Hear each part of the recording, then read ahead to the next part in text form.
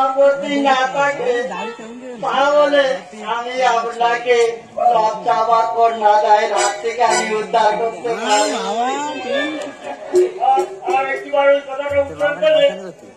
আমি তোমার জীবটা কেড়েছে।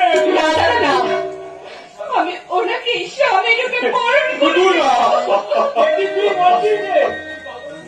তুই কি পাগল হয়েছিস? দুর্গা তো ঠিকই বলেছে। আরে মশাই, আমাকে না বিশ্বাস হয়, চলুন করে গিয়ে আমার যত সমস্ত সম্পত্তি আছে সব এই দুর্গার নামে আমি উইল করে দেবো। দুর্গা যখন আছি আমার আর কিছুই করার নেই।